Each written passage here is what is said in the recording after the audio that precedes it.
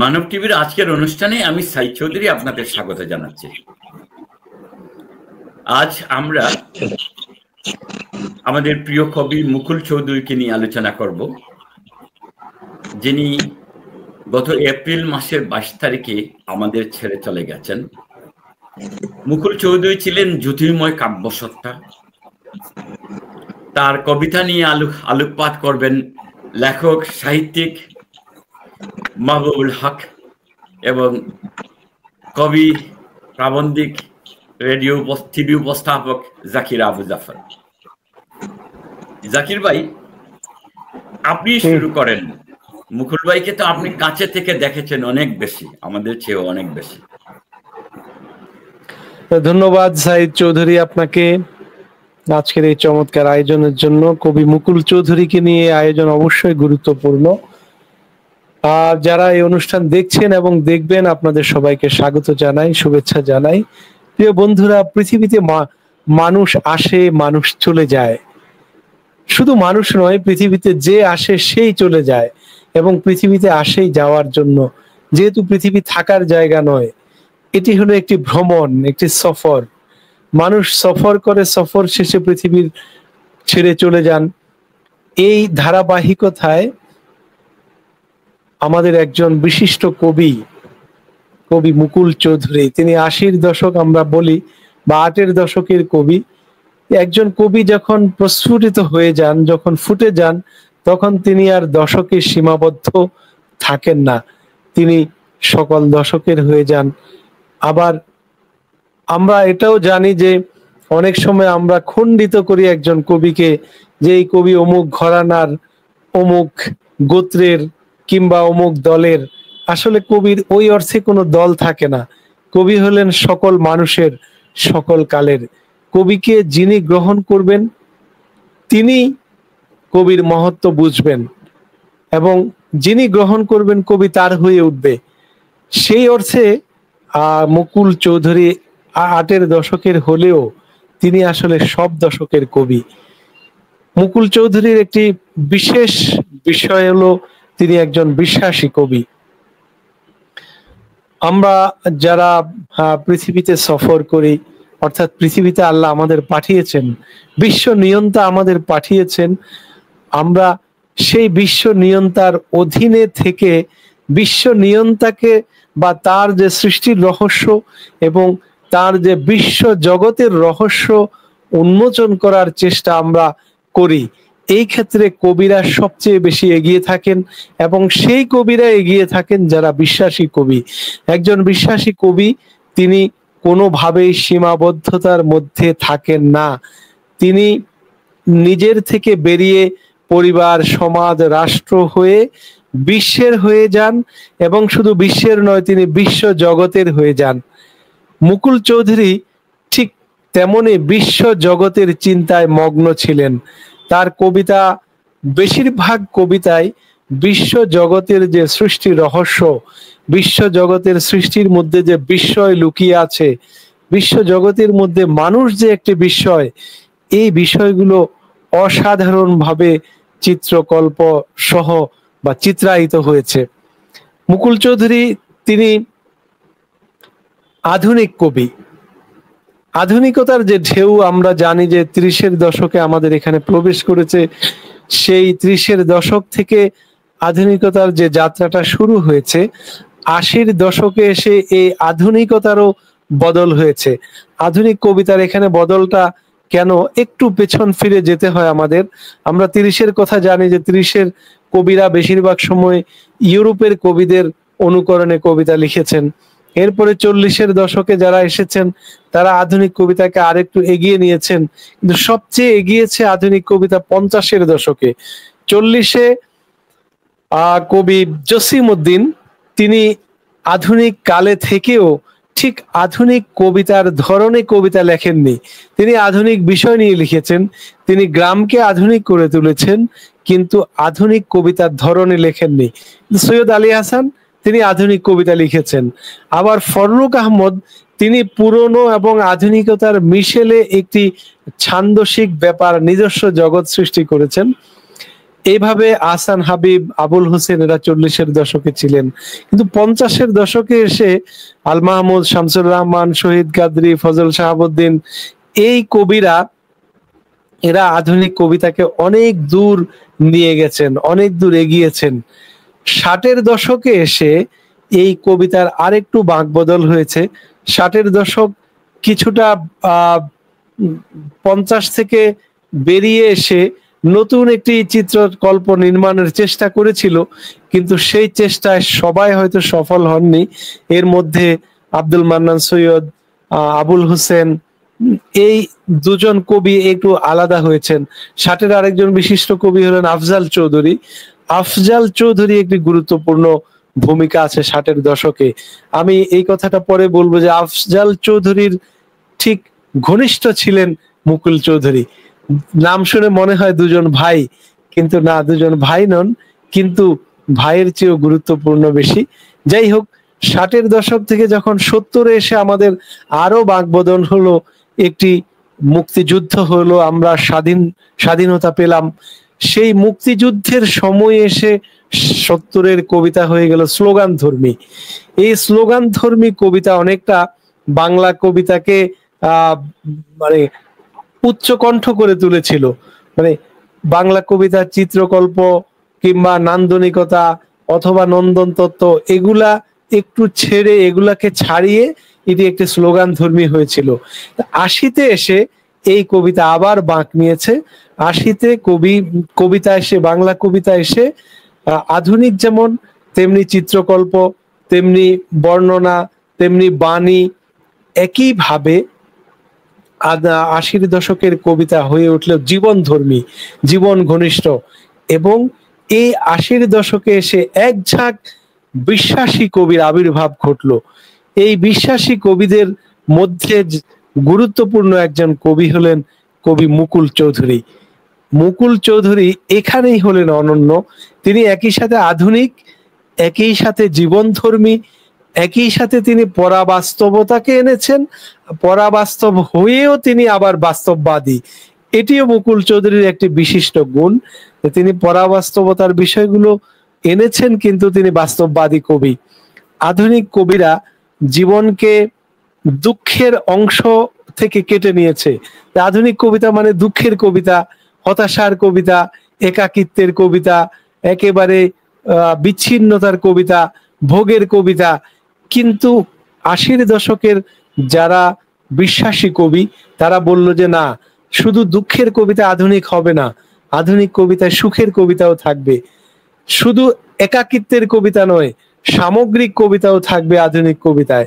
বিচ্ছিন্নতার কবিতা নয়, এটাকে সংযোজনের কবিতাও থাকবে এখানে। এটি শুধু হতাশার কবিতা নয়, এটি আশার কবিতা। এই সবগুলো গুণাবলী নিয়ে মুকুল চৌধুরী কবিতা লিখেছেন এবং মুকুল চৌধুরী এখানে বিশিষ্ট। আপাতত এইটুকু, আবার বলবো। খুব চমৎকার ভাবে একজন মুকুল চৌধুরীকে আপনি চিত্রায়িত করেছেন। মুকুল চৌধুরী বাংলা কবিতায় একটা নিজস্ব দৃষ্টি এবং সৃষ্টির নতুন বাঁক নির্মাণ করেছিলেন। মত এবং পথের ভিন্নতা আনতে চেষ্টা করেছেন সজ্ঞানে, সচেতনভাবে। কবিতার কারিগর হিসাবে সেই 80-র দশক থেকে সৌরভে গৌরবে তিনি এগিয়ে চলেছেন। তার কবিতায় উঠে এসেছে আকাশ, নক্ষত্র, নদী, বৃষ্টি, পাহাড়, জ্যোৎস্না, গাছগাছালি, জীবন, জীবিকা, আশা ও ভালোবাসা। তার পংক্তিমালায় জ্যোতির্ময় কাব্যসত্তা বহমান। এই মুকুল চৌধুরীকে কাছে থেকে দেখেছেন আমাদের মাহবুবুল হক ভাই। তিনি তখন অগ্রজ।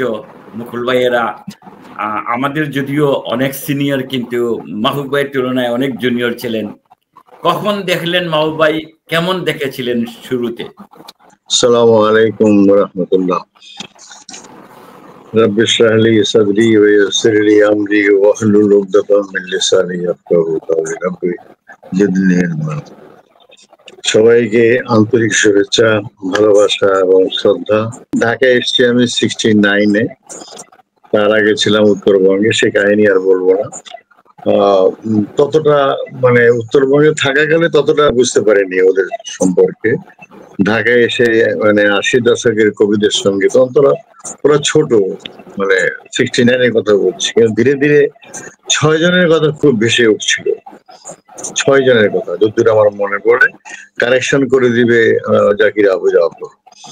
মানে যে বিশ্বাসী কবিদের কথা যেটা বললো, আমি অন্যদিকে আর যাচ্ছি না, সে যে ভূমিকাটা দিয়েছে ওটাকে ধরে নিয়েই আমি কথা বলছি।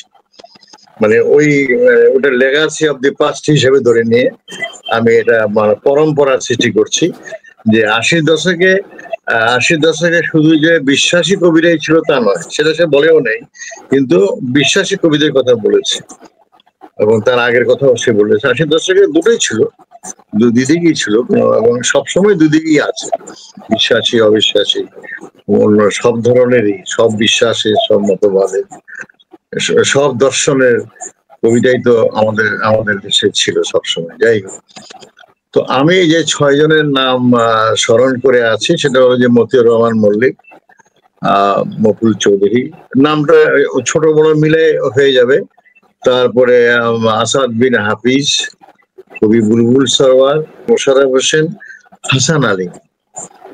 এই 6 জনের নাম আমরা মানে খুব শুনেছি আর কি, এবং তাদেরকে চাক্ষুষ দেখার সুযোগ হয়েছে।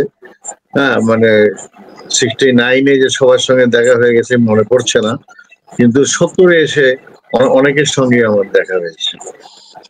তো এর মধ্যে এরা বিশ্বাসী কবিরা বিভিন্ন জায়গায় তারা কবিতা পড়তো, এবং এদেরকে আমরা দেখেছি যে যেহেতু আমিও বিশ্বাসী দলেরই একজন, এ কথা বলতে কোনো দ্বিধা আমার নেই। আমরা ওই সময় একটা সাহিত্য সংগঠন ছিল আমাদের, সেই সংগঠন তখন আমরা ঢাকা বিশ্ববিদ্যালয়ে পড়ি বন্ধুরা। তো আমাদের নেতা ছিলেন শাহ আব্দুল হালিম, সানাউল্লাহ আফলজি, আমি, ডক্টর শামসুদ্দৌলা, এখন মহাজাতক যিনি আছেন না তিনি, এরকম অনেকেই। হ্যাঁ, মানে এরা পরবর্তী সময় এরা কবি, সাহিত্যিক, বুদ্ধিজীবী, সাংবাদিক এনারা হয়েছেন, কিন্তু আমরা একটু সিনিয়র ছিলাম। তো আমাদের সাহিত্য সংঘের নাম ছিল মুক্ত বুদ্ধি সাহিত্য সংঘ। যদিও আমরা বিশ্বাসী এই বুদ্ধির মুক্তি যে আন্দোলনটা ছিল, বুদ্ধির মুক্তির যে আন্দোলন ছিল, যে শিক্ষা গ্রুপ যেটাকে বলা হয়, তো সেই নামই আমরা রেখেছিলাম। ওরা বুদ্ধির মুক্তি বলছে আর আমরা হলো মানে মুক্ত বুদ্ধি বলেছি, আমরা একটু চেঞ্জ করে। এর মধ্যে এই বিশ্লেষণে এখন আর যাচ্ছি না, তখন আমরা ছোট। তো 69-এ, এবং কবি ফররুখ আহমদ, তাকে আমরা আমাদের প্রধান পৃষ্ঠপোষক বা প্রধান উপদেশক হিসেবে আমাদের সামনে উনি ছিলেন। উনি নামটা উনি পছন্দও করেছেন। আমরা ভেবেছিলাম যে উনি নামটা পছন্দ করবেন না, তিনি পছন্দ করেছিলেন। আর আমাদের অধ্যাপক মতিউর রহমান সাহেব, ওনার নামটা নিশ্চয়ই আমরা যে 3 জন আছি আমরা সবাই তাকে চিনি খুব ভালো করে। হ্যাঁ, উনি সাংগঠনিক দিকটা দেখতেন, আর আমাদের আদর্শের বিষয়টা ছিল মানে সেটা ছিল কবি ফররুখ আহমদের সঙ্গে। ওনার সঙ্গে আমাদের মাঝে মাঝেই দেখা হতো, ওনার বাসায় আমরা যেতাম সবাই মিলে। আমাদেরকে নিয়ে যেতেন ওনার জামাই হাফেজ হাবিবুর রহমান, তারপরে একজন বড়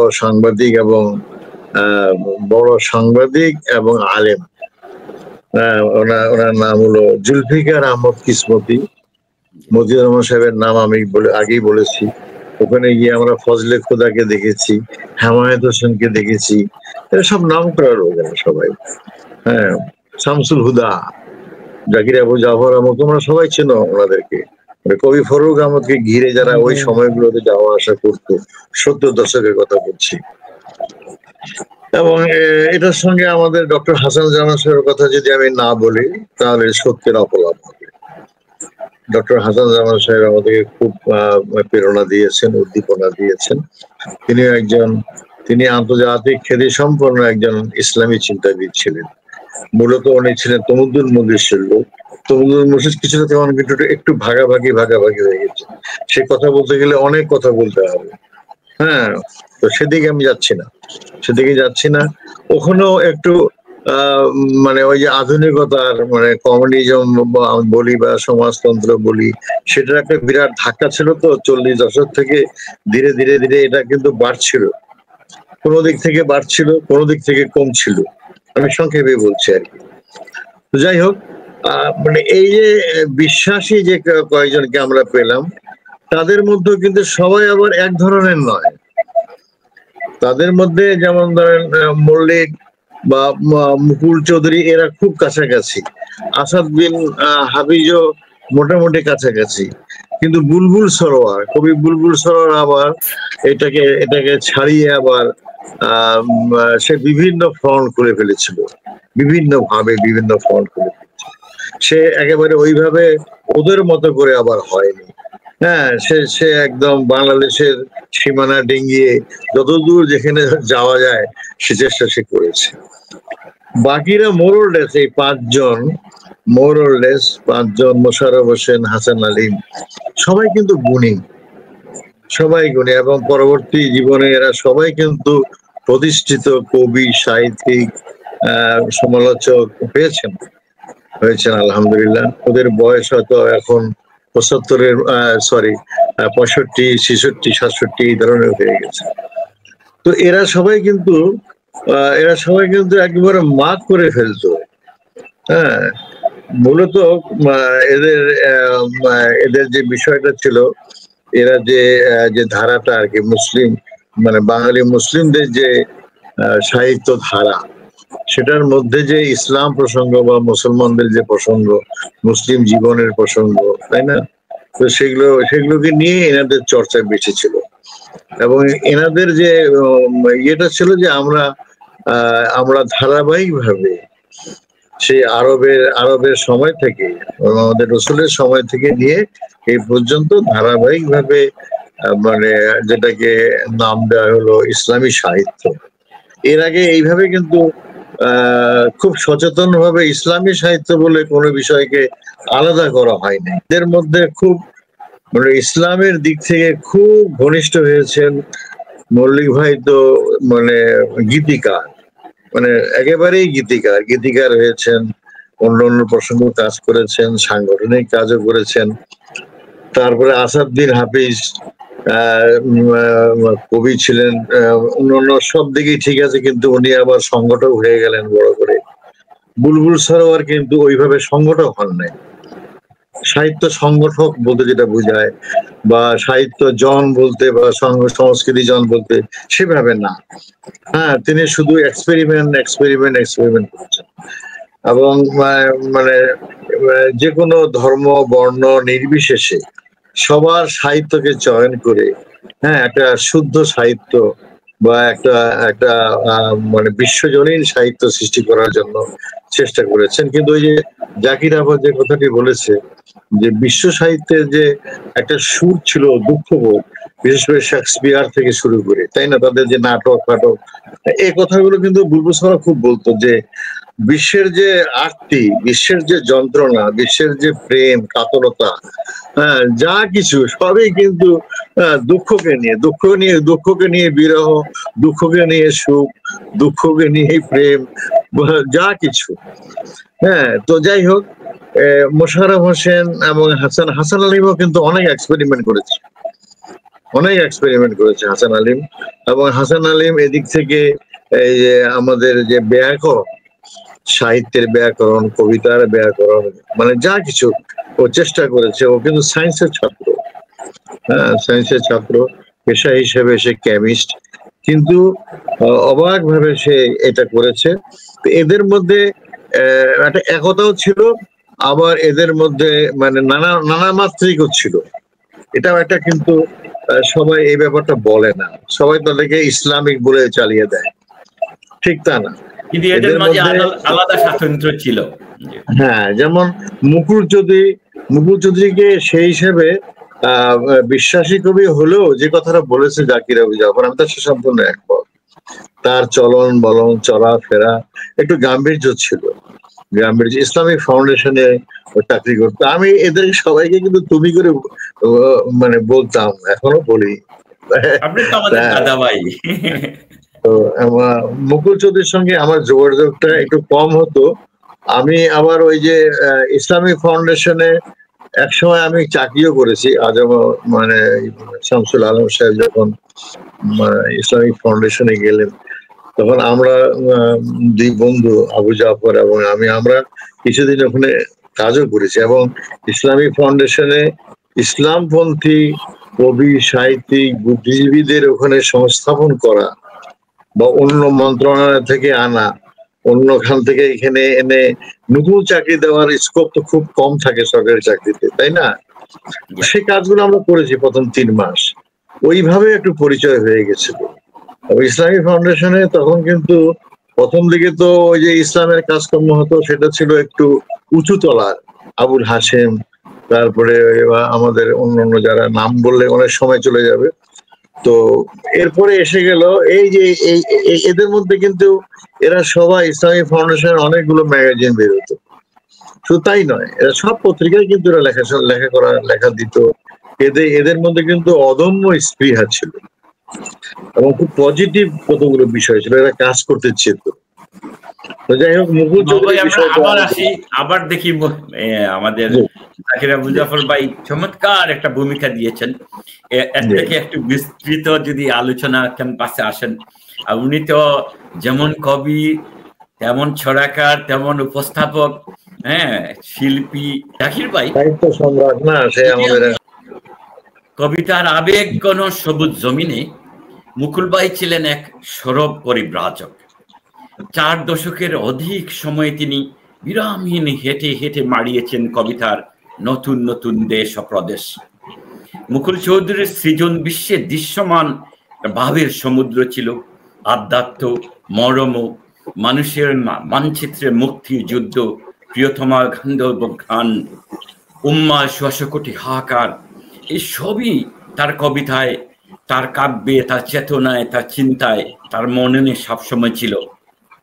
সেই অস্পষ্ট বন্দর থেকে মাটির ঘটনা, কালের সবুজ পত্রে মোড়া তার সকল সৃজন কর্মের ঋদ্ধ মলাটের মুখচ্ছবিগুলি স্বকীয়, স্বতন্ত্র। নিরীক্ষাও তার মাঝে ছিল। এই নিরীক্ষা প্রয়াসে সার্থক পাপড়ি, আলাদা শরীর গায়ক বলতে পারি, গায়ক পাপিয়া, স্বতন্ত্রের সননে তিনি ছিলেন শিকড় সন্ধানী। এই মুকুল চৌধুরীকে আরে একটু যদি আপনি তার কবিতার দিকগুলো নিয়ে কথা বলেন, তাহলে মনে হয় আমরা নতুন কিছু পাবো। আমাদের দর্শক শ্রোতারা নিশ্চয়ই আরো গভীরে যেতে পারবেন। ধন্যবাদ সাইদ ভাই আপনাকে। মাহবুব ভাই খুব অসাধারণ ভাবে বলছিলেন, আমি তন্ময় হয়ে শুনছিলাম। আসলে মাহবুব ভাই তো আমাদের সাহিত্য সাংস্কৃতিক অঙ্গনের একটা জীবন্ত ইতিহাস, এবং এই বয়সে মাশাআল্লাহ এত নাম মনে রাখতে পারে মাহবুব ভাই, এইটা অদ্ভুত ব্যাপার। তো যাই হোক, মুকুল চৌধুরী 4 দশক ধরে লিখেছেন, আপনার কথা এসেছে। এই 4 দশক ধরে একজন ব্যক্তি 40 বছর মানে বিশাল ব্যাপার। এটি বড় সময়, দীর্ঘ সময় বলতে হবে। এই দীর্ঘ সময়ে মুকুল চৌধুরী অনেক কাজ করেছেন, অনেক ধরনের কাজ করেছেন। তিনি কবিতা তো লিখেছেনই, কবিতার পাশাপাশি তিনি গদ্য রচনা করেছেন, গবেষণাধর্মী রচনা করেছেন, সম্পাদনা করেছেন। তিনি সংগঠক ছিলেন, তিনি অফিসার ছিলেন, অর্থাৎ অনেক কাজের সাথে সোশ্যাল ওয়ার্ক করতেন। তিনি অনেক কাজের সাথে জড়িত, আবার লেখালেখিরও নানা ডাইভারশনে তিনি ছিলেন। কিন্তু তিনি কবি হিসেবেই পরিচিত, কবি হিসেবেই তিনি প্রতিষ্ঠিত। অনেককে বলতে হয় যে তিনি, যেমন মাহবুব ভাই বললেন যে মল্লিক ভাইয়ের ব্যাপারে তিনি গীতিকার। গীতিকার, যেহেতু গীতিকারও একজন কবি, কিন্তু মুকুল চৌধুরী ওই অর্থে গীতিকার হননি, কিন্তু কবি হিসেবে তার নামটি প্রতিষ্ঠিত। মুকুল চৌধুরীর আচরণে, চলা ফেরায়, কথাবার্তায় একটা ভারিক্কি ছিল, এক ধরনের আভিজাত্য গাম্ভীর্যতা ছিল। এই ব্যক্তি গাম্ভীর্যটা তার কবিতার মধ্যেও কিন্তু আছে। তিনি যেভাবে কথা বলতেন, যে চিন্তা চেতনা থেকে, যে গাম্ভীর্য থেকে, যে সৌন্দর্য থেকে কথা বলতেন, ঠিক তার এই বিষয়গুলো তার কবিতার প্রত্যেকটি কবিতার মধ্যে এর ছায়া আছে। মুকুল চৌধুরীর কবিতা বিষয় ভিত্তিক যদি আমরা বলি, তাহলে বিষয়ের দিক থেকে তিনি অনেক বিষয়কে ধারণ করেছেন, অর্থাৎ মানব জীবনের নানাবিধ বিষয়, এটি সামাজিক, অর্থনৈতিক, পারিবারিক, মানুষের সাথে সম্পর্কিত, এমনকি প্রেমের কবিতা, বিরহের কবিতাও আছে তার। এবং প্রেমের কবিতায় তিনি, তার একটা বিশেষত্ব হলো তিনি দেহ সর্বস্ব প্রেমকে দেহ থেকে বের করে নিতে পেরেছেন, অর্থাৎ দেহ সর্বস্ব থেকে সেটাকে দেহের ঊর্ধ্বে তুলে সার্বজনীন করতে পেরেছেন। এটি একজন কবি যখন একজন মানুষের বা একটি নারীর 3.5 হাত দেহের মধ্যে সীমাবদ্ধ হয়ে যান, তখন কিন্তু সমস্যা হয়। প্রেমের কবিতা যে কোনো কবি লিখতে পারেন, লেখেন। যেমন বিশ্ব সাহিত্যের উপমা আছে, সবচেয়ে বড় প্রেমের কবি হলেন রুমি, দ্বিতীয় প্রেমের কবি হলেন গালিব, এরপরে শেখ সাদি, ওমর খৈয়াম, হাফিজ। এদের যে প্রেমের কবিতা প্রাথমিকভাবে শুনলে মনে হয় এটি শরীর সর্বস্ব, কিন্তু একটু গভীর ভাবে উঁকি দিলেই বোঝা যায় যে না, এটি শরীরকে ছাড়িয়ে অনেক দূর উঠেছে। যেমন রুমির একটি কবিতা, আমি যখন আমাকে ভালোবাসি, আমি তোমাকে ভালোবাসি, আমি যখন তোমাকে ভালোবাসি, আমি আমাকেই ভালোবাসি।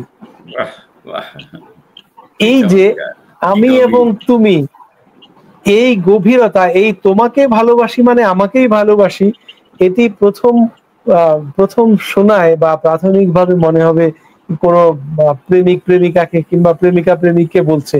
হ্যাঁ, আসলে প্রেমিক প্রেমিককে বলছে। এটি ইন দ্য ডিপ সেন্সে তিনি আল্লাহকে বলছেন, যে আল্লাহকে যদি কেউ ভালোবাসে, যে আমি আল্লাহকে ভালোবাসা মানে আসলে আমি আমাকেই ভালোবাসলাম। এবং এই যে ভালোবাসাটা, এটি হলো সার্বজনীনতা, এটি হলো বিশ্বজনীনতা। ঠিক মুকুল চৌধুরীর প্রেমের কবিতা এই ধরনের কিছু ব্যাপার আছে, যে তিনি দেহকে ধারণ করে দেহের ঊর্ধ্বে উঠেছেন প্রেমের কবিতায়। দ্বিতীয় হলো, যিনি প্রকৃতির কবিতা যেখানে লিখেছেন, প্রকৃতির কবিতায় তিনি অনেকটা দর্শন চর্চা করেছেন, প্রকৃতিক দার্শনিক কিছু ব্যাপার এসেছে।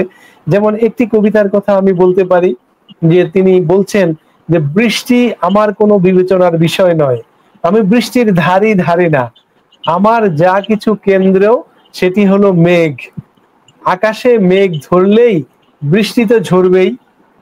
এই যে অসাধারণ একটি বর্ণনা, মানে মেঘটা হলো ওনার টার্গেট, বৃষ্টি টার্গেট নয়, কারণ মেঘ ধরলে বৃষ্টি আসবেই, আকাশে মেঘ না জমলে কিন্তু বৃষ্টি হবে না। এই দর্শনটা তিনি কবিতার মধ্যে দিয়েছেন, প্রকৃতির মধ্যে তিনি দিয়েছেন। তারপরে আরেকটি কবিতায় তিনি বলছেন যে কাল রাতে আমার জানালায় ত্রয়োদশী একটি চাঁদ উঠে এলো। এই যে ত্রয়োদশী চাঁদ উঠে এলো জানালায়, এটি একজন প্রকৃত কবি ছাড়া এই উচ্চারণ সম্ভব নয়। জানালায় চাঁদ উঠে আসে, যেমন নজরুল, যে আধো রাতে যদি ঘুম ভেঙে যায়, স্মরণে আসে মোরে, বাইরে ঝড় বহে, এই যে গান, কিংবা বাতায়ন খুলে দিও, চাঁদ হয়ে রব আকাশের গায়ে, আছে না? এইভাবে করে, অর্থাৎ প্রকৃতিকে একটি দর্শনের মধ্যে ঢুকিয়ে দেয়া এবং দর্শন থেকে আবার জীবনের মধ্যে নিয়ে আসা, এটি কবিদের একটি গুরুত্বপূর্ণ কাজ। দর্শন চর্চা, কবিতা দর্শনের জায়গা। হ্যাঁ, মানে কবিতা দর্শনের জায়গা নয়, কিন্তু কবিতায় দর্শন থাকবে। যে কবিতায় দর্শন থাকে না সেই কবিতা বেঁচে থাকে না।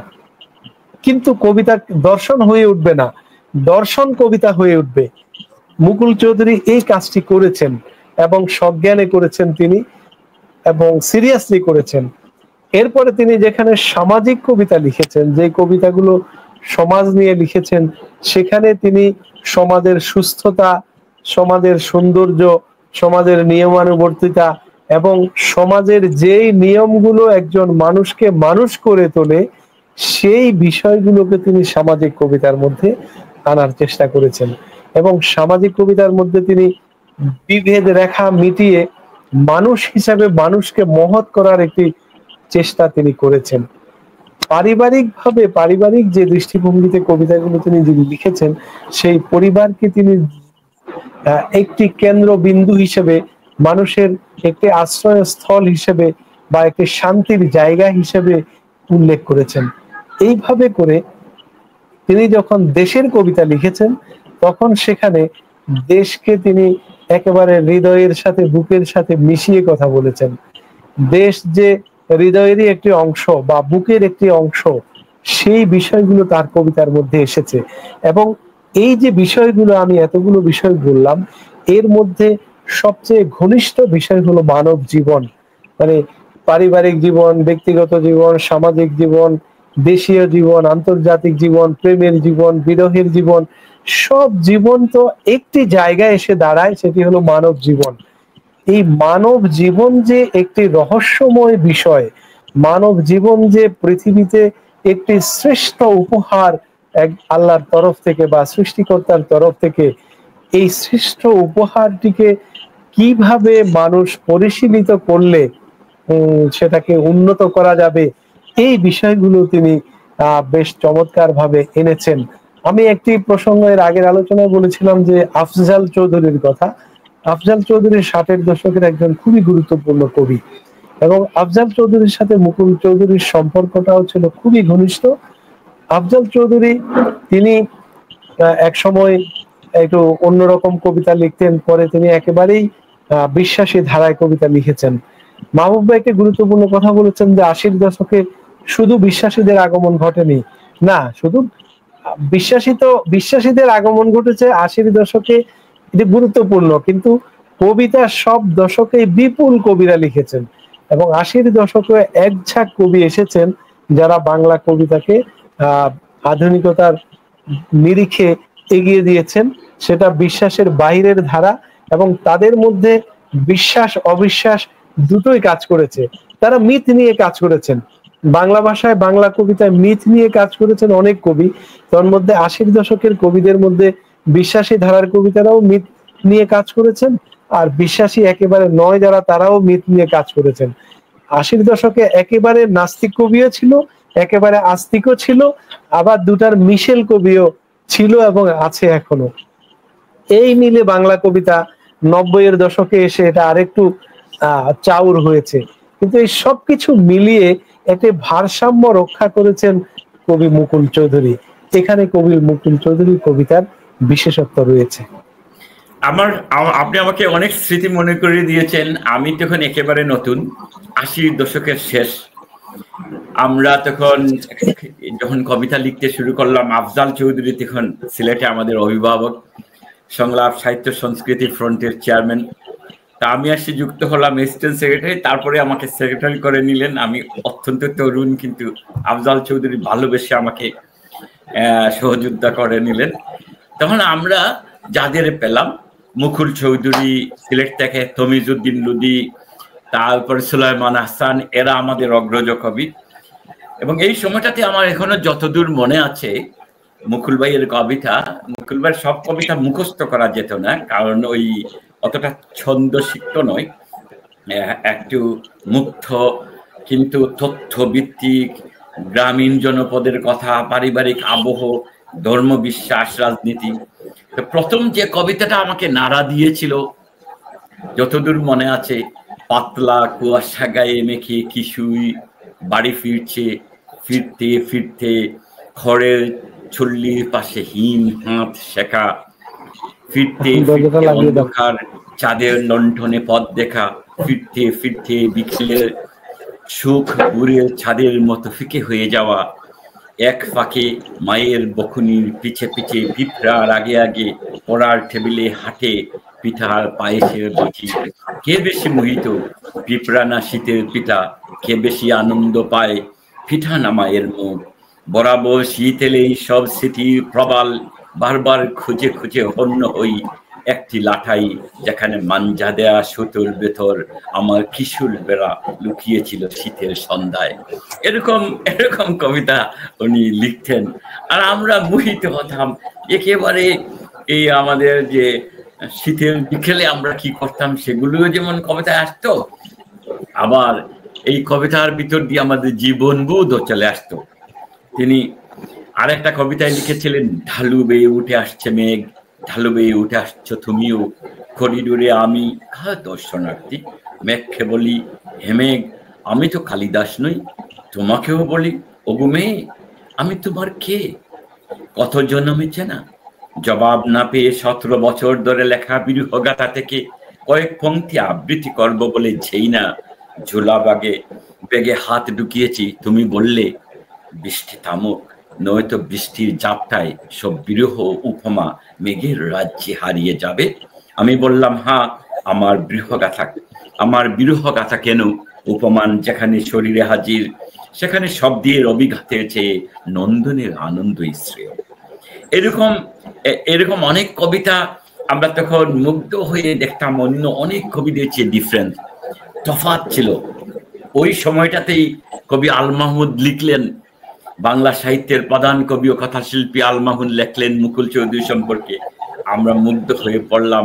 তিনি বললেন, মুকুল চৌধুরী প্রতিভাবান কবি, বিবেকবান কবি, তার দেখা চোখ আছে, তিনি স্বপ্ন ও কল্পনাকে সাজাতে জানেন, তার ভাষা নমনীয় এবং ভাষায় যে ছন্দ, যে চাতুরী, তার কবিতায় তাও বহমান। এই গুণগুলি নিয়ে একজন কবি বড় কবি হতে পারেন। মুকুল চৌধুরী এই গুণগুলোকে আমি শ্রদ্ধা করি। আমি মনে করি যে মুকুল চৌধুরী একজন প্রকৃত কবি। আমাদের মধ্যে যে কয়জন প্রকৃত কবি আবির্ভূত হয়েছেন তাদের মধ্যে তিনি অন্যতম। তখন আমরা বুঝতে পারলাম মুকুল চৌধুরী জাতীয়ভাবে কতটা গ্রহণযোগ্য। হ্যাঁ, আমরা সিলেট থেকে তখন তাকে একজন বড় কবি হিসাবে আলাদাভাবে দেখতে শুরু করলাম। এখন যদি জাকির ভাই, এই মুকুল চৌধুরী, জাকির ভাই কি আমাকে শুনতে পাচ্ছেন? হ্যাঁ হ্যাঁ শুনছি। এই মুকুল চৌধুরী আপনার সাথে কখন পরিচিত হলেন, কখন আপনারা কাছে এলেন, আর সেই সময়টাতে মুকুল চৌধুরীকে কিভাবে দেখেছিলেন? আসলে মুকুল ভাইয়ের সাথে পরিচয় যে কবে এটা মনে নেই, কিন্তু সেটি কয়েক যুগ, 3 যুগের কম তো না, এরকমই হবে। এবং প্রথম দেখা থেকেই একটি অন্যরকম ব্যাপার ছিল। দেখার আগে মুকুল চৌধুরীর যে প্রথম কবিতার বই অস্পষ্ট স্টেশন, এই কবিতার বইটি, অস্পষ্ট বন্দর, এই কবিতার বইটি আমার হস্তগত হয়েছিল। এই কবিতার বইটি তাকে দেখার আগেই আমি পড়েছিলাম এবং পড়ে সত্যি মুগ্ধ হয়েছি, খুবই মুগ্ধ হয়েছিলাম, এবং মুগ্ধতা কাজ করেছিল কবিতার বই থেকেই। এবং সেই থেকে যে তার প্রতি একটি মুগ্ধতা, আরো অনেকের বিষয় আছে, আরো অনেকের বই আমি দেখা হওয়ার আগেই পড়েছি, যেটা মাহবুবার কথাও আমি বললাম। মাহবুবার সাথে দেখা হওয়ার আগে মাহবুবার এক টুকরো মেঘ, তারপরে এক পকেট বৃষ্টি, তারপরে হলো এরকম যে বইগুলো, এগুলো আমি কিন্তু আগেই পড়ে ফেলেছিলাম। যাই হোক, মুকুল চৌধুরীর এই কবিতার বই পড়ার পরে বেশ কিছুদিন পরেই বোধহয় ওনার সাথে দেখা হয়েছে, এবং দেখা হওয়ার পর থেকে এমন একটি মায়াবী আচরণ ওনারা ছিল আমার সাথে, কেন করতেন আমি জানি না। এবং সেটা হতে হতে বছরের পরে মৃত্যুর জাস্ট একদিন আগেও ওনার সাথে কথা হয়েছে। ফোন উনিই দিতেন, আমি কখনো ফোন কালে ভদ্রে দিয়েছি, এটা আমার দুর্ভাগ্য হয়তো, কিন্তু প্রায় উনি ফোন দিতেন। এই প্রতি সপ্তাহ না হলে 1 সপ্তাহ অন্তর অন্তর ফোন দিতেনই। বিশেষ করে সাহিত্য পাতায় বিশেষ কোনো লেখা ছাপা হলে, অথবা আমার কোনো লেখা কোথাও যদি তিনি পড়েন বা পড়তেন সেটি জানাতেন, বিশেষ লেখা ছাপা হলে সেটি জানাতেন। তারপরে হলো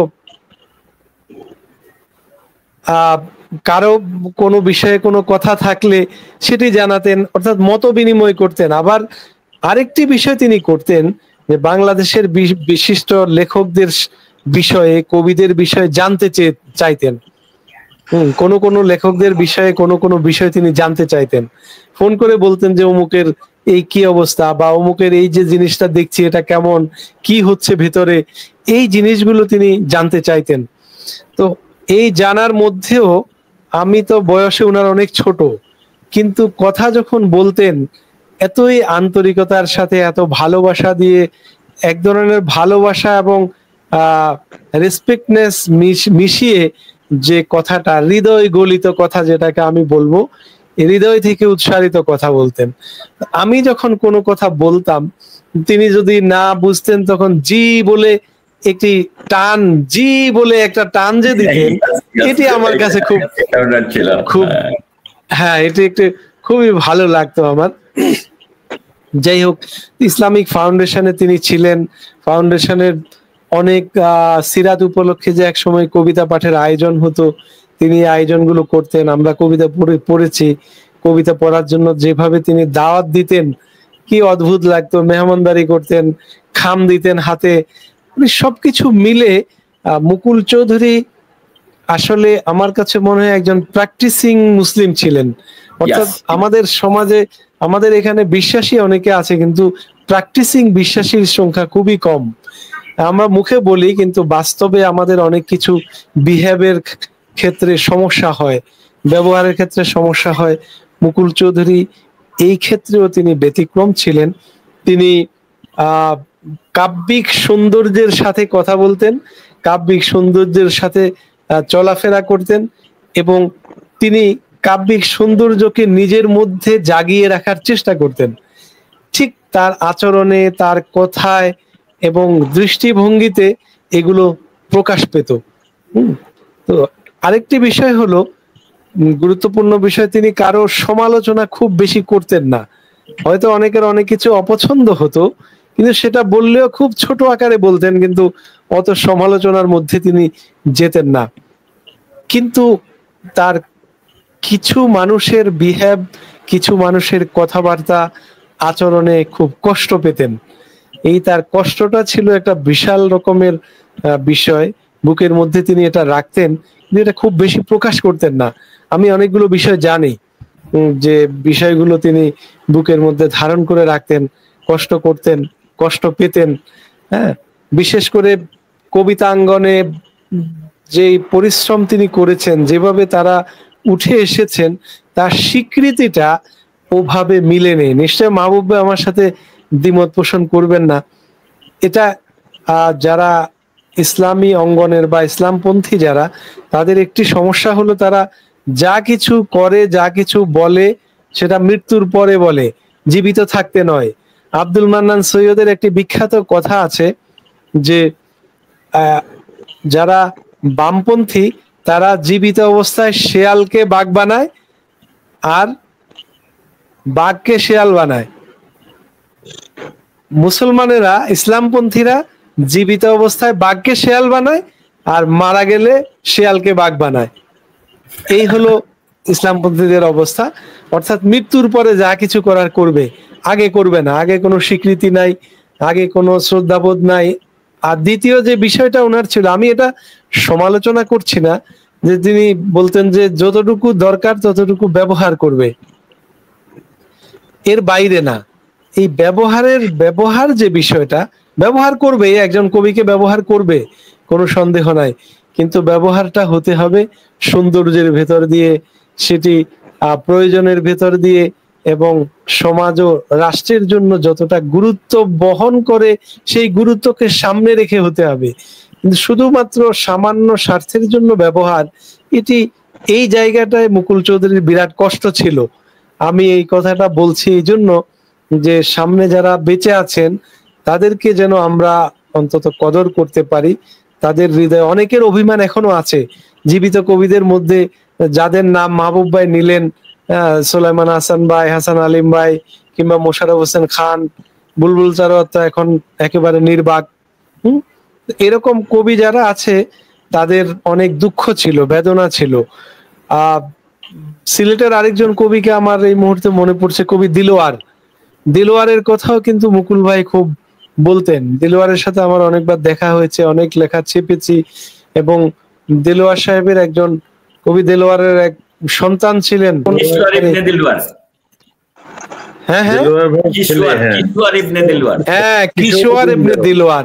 এই কিশোর ইবনে দেলোয়ারের তো ঘনিষ্ঠ ছিলেন মুকুল চৌধুরী, খুবই ঘনিষ্ঠ ছিলেন।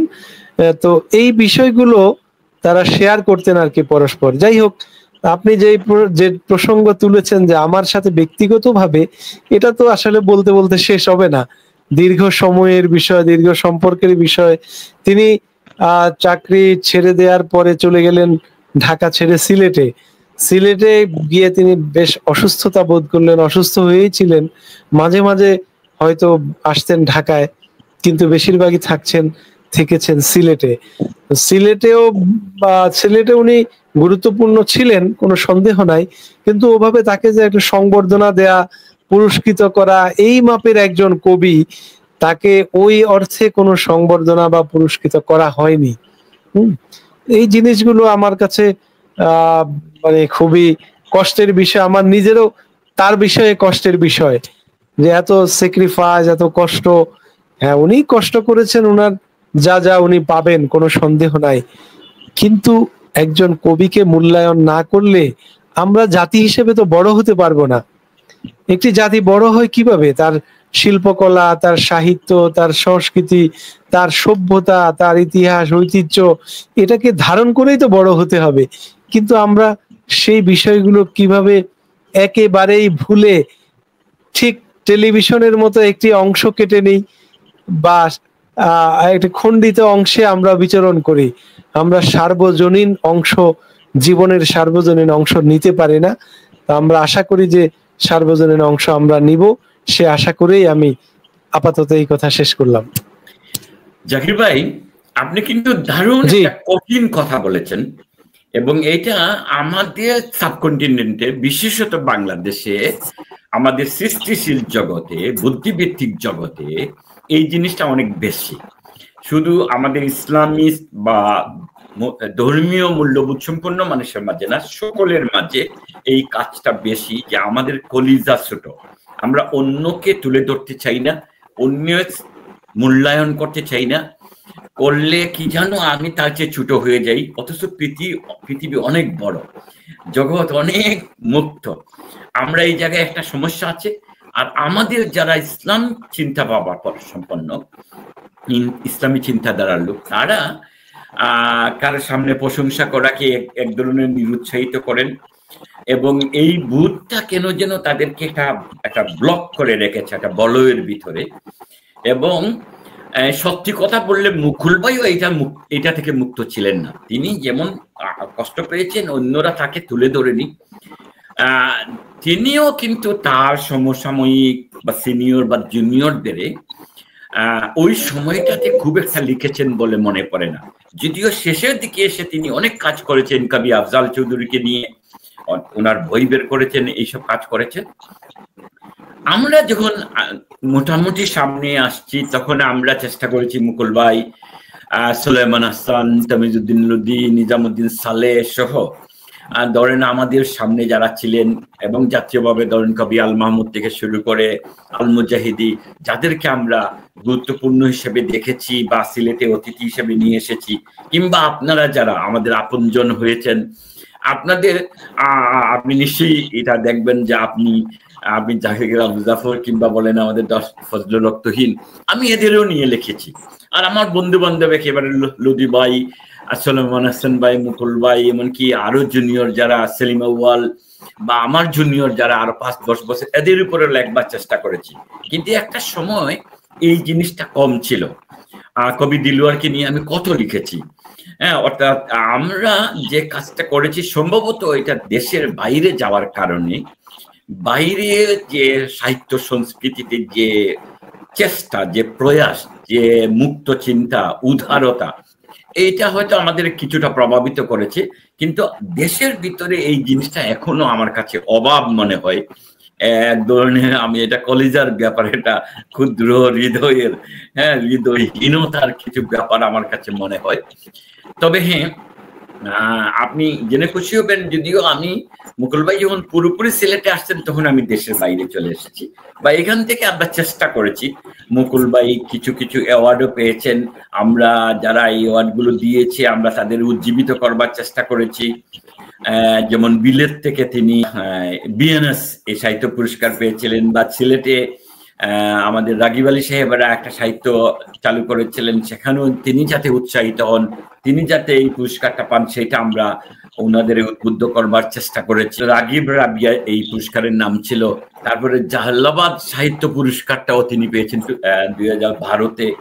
সে সময় আমরা অন্তত যতটুকুন সুযোগ আছে এদের সংশ্লিষ্টদের বলেছি যে সিলেটে কেউ যদি কবি হিসাবে স্বীকৃতি পায় মুকুল চৌধুরী সেটা পাওয়া উচিত।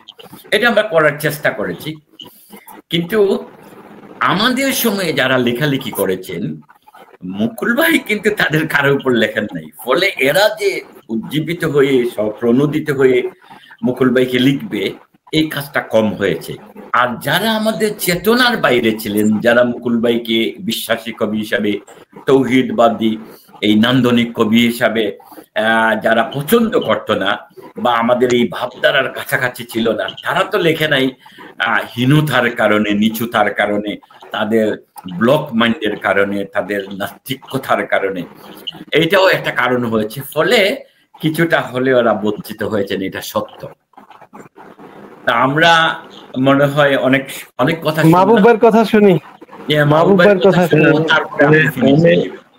আমি কথা বলতে চাচ্ছিলাম না, মানে আজকে তো মূল কথা জাকির আবু জাফর বলবে, আমরা একটু শুনবো, এটাই কথা ছিল।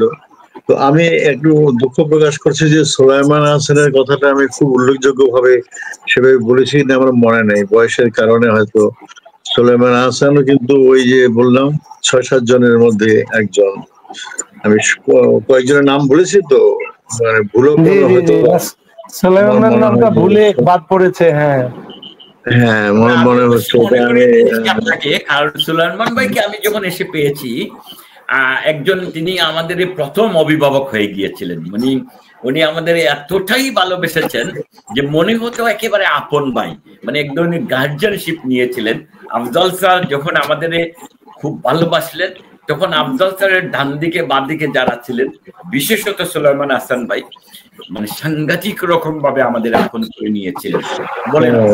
সুলাইমান হাসান কিন্তু এই যাদের কথা আমি বলেছি এদের মধ্যে কেউ সাংবাদিক হয়নি, কিন্তু সুলাইমান হাসান কিন্তু সাংবাদিকতা এখনো করছে, যেভাবে হোক ভালো সাংবাদিক, সাংবাদিকতা সম্পাদক হিসাবে এখনো কিন্তু খুব সরব, প্রতিদিন লিখছেন দেশের জন্য, এবং তার অনেক গুণ আছে, একজন গুণী লেখক, কবি, সাহিত্যিক। তো আমি সরি যে অনেকে হয়তো ব্যথা পাবে যে তার নামটা হতেই পারে, কোনো অসুবিধা নেই। এটা স্লিপ অফ হয়ে গেছে, আর বয়সের একটা ভার তো আছে, দর্শকের সবার নাম মনে থাকে না। যদিও জাকির আবু বললো যে আমি অনেকের নাম বলতে পারি, পারাটাই তো আমার স্বাভাবিক, তাই না? আমি 69 থেকে আমাকে তার মৃত্যুর আগেও কয়েকজন জিজ্ঞেস করছিল যে মাহবুবে আপনি তো মানে অধিকাংশ গুণী কবি, সাহিত্যিক, বুদ্ধিজীবীদেরকে পুরস্কার দিলেন, ওয়াই নট মুকুল চৌধুরী? এই কথাটা আমি বলি নাই কাউকে, আজকে এখানে বলছি। মুকুল চৌধুরী যখন চাকরি করতো তখনও আমি অনেকবার বলেছি, মানে যেহেতু এই 7 জনের মধ্যে শুধু ওনাকেই আমরা পুরস্কার দিতে পারি নাই, দেই নেই তা কিন্তু না, দিতে পারিনি। সে কথাগুলো কিছুটা বলেছে জাকির আবু জাফর, তার একটা অভিমান ছিল। আমি ওনাকে বারবার বলেছি, সবাইকে তুমি করে তো বলতাম, মাহবুব ভাই আমি তো এখন চাকরি করি, এখন নেব না, চাকরি শেষ। যতবারই আমি বলেছি, আমি দেখো আমার তো বয়স হয়ে যাচ্ছে, আমার একটা আবদার, আমার একটা আকাঙ্ক্ষা, হ্যাঁ, যে আমি আমার পরিচিত যাদেরকে আমি দেখি, যাদেরকে আমি ভালোবাসি, যাদেরকে আমি মানে সেভাবে জেনেছি, তাদেরকে আমি একটা চকলেট খাওয়ানোর মতো একটা পুরস্কার দিয়ে যাও। তো যাই হোক, শেষ জীবনেও পরিচালক হয়েছিল বোধহয়, আমি আমার ঠিক মনে পড়ছে না, পরিচালক হয়েছিল, তবে অল্প সময়ের জন্য, অনেক আগেই হওয়া উচিত ছিল। তার তো মাস্টার্স করা ছিল, অধ্যাপনা ছিল, তার কি ছিল না, তাই না? সবকিছুই তো ছিল। আর এমন নয় যে ইসলামী ফাউন্ডেশন অল্প শিক্ষিতদেরকে সম্মান দেয়নি, বা যাদের সার্টিফিকেট কম তাদেরকে সম্মান দেয়নি, তাও তো না। শাহাবুদ্দিন ভাইয়ের কি সার্টিফিকেট ছিল, কিন্তু সম্মান তো পেয়েছে শাহাবুদ্দিন ভাই, ঠিক না? তো যাই হোক, ওইটা একটা ব্যতিক্রম, কেন জানি না।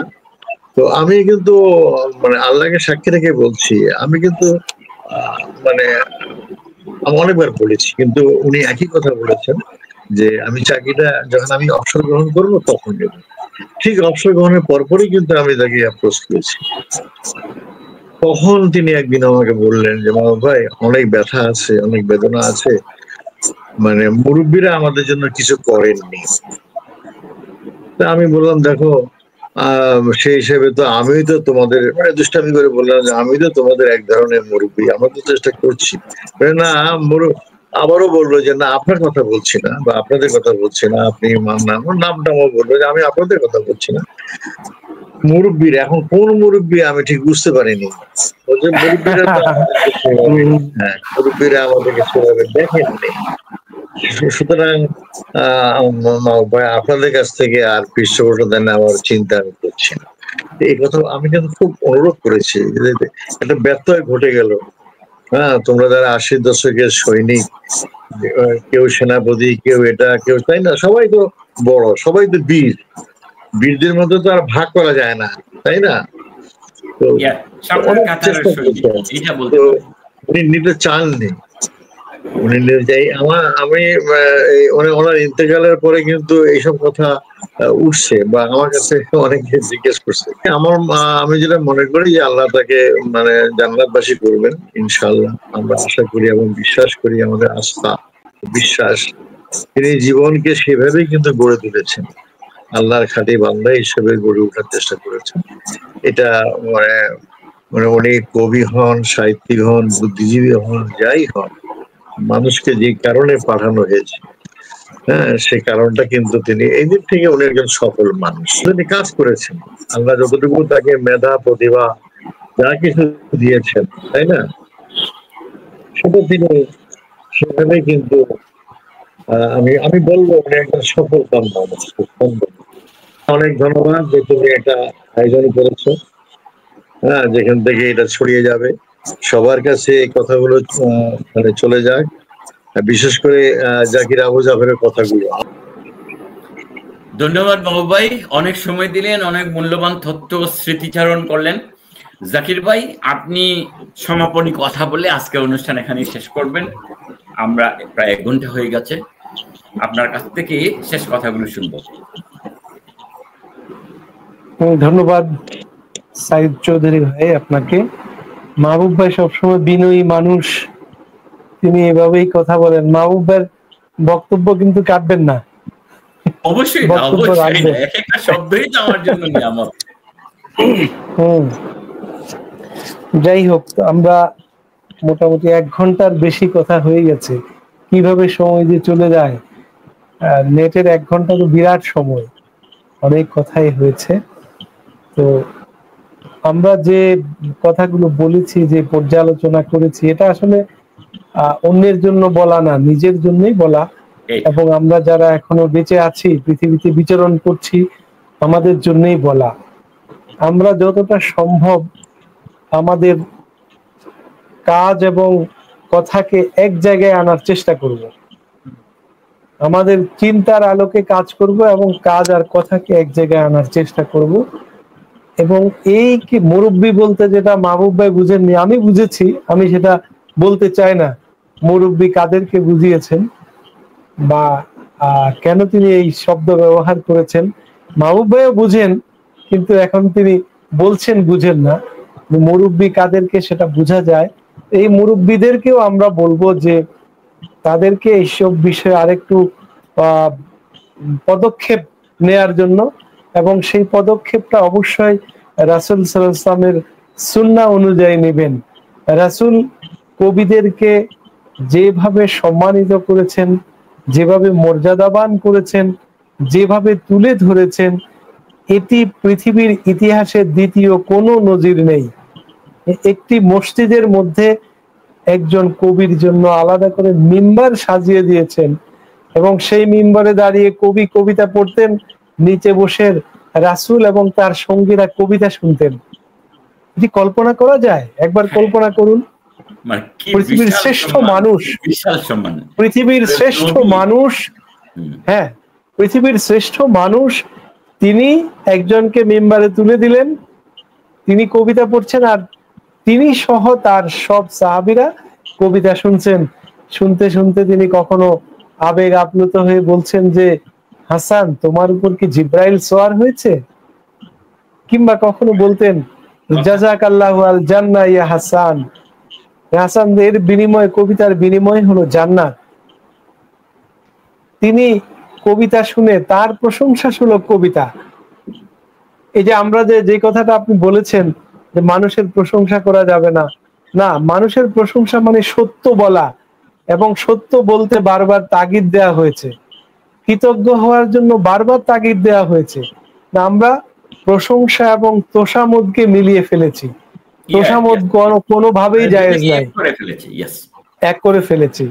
তো কবি জোহায়ের, কবি জোহায়েরকে, যিনি মালিক ইবনে জোহায়ের, যাকে রাসূল সাল্লাল্লাহু আলাইহি ওয়াসাল্লাম তার নামে রাসূলের প্রশংসা সূচক কবিতার জন্য উঠে জড়িয়ে ধরেছেন, কবি জোহায়েরকে, কাব বিন জোহায়েরকে জড়িয়ে ধরলেন, শেষে নিজের গায়ের চাদর খুলে দিলেন, সেই চাদর, যে চাদরটি একটি সম্রাট তাকে উপহার দিয়েছিল, যেটা আমিরে মুয়াবিয়া খলিফা হওয়ার পরে 40,000 দিরহাম দিয়ে কিনেছিলেন এই চাদরটি, তখনকার সময়ে এরকম চাদর উপহার দিয়েছিলেন।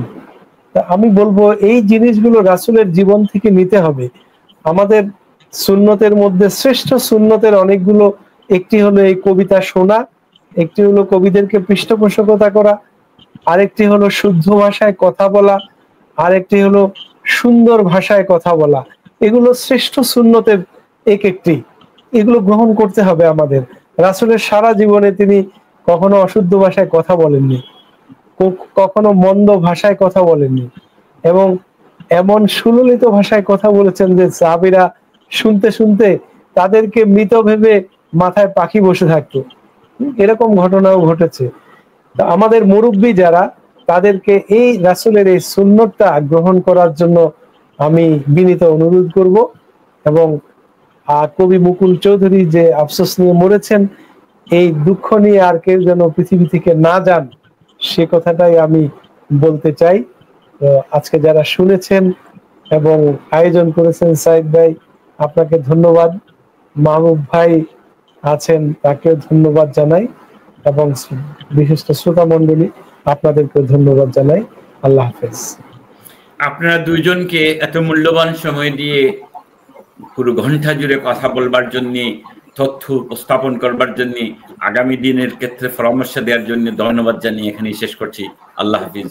আসসালামু আলাইকুম ওয়া রাহমাতুল্লাহি ওয়া বারাকাতুহু। ওয়া আলাইকুম আসসালাম ওয়া রাহমাতুল্লাহ। জি, আবার দেখা হবে ইনশাআল্লাহ।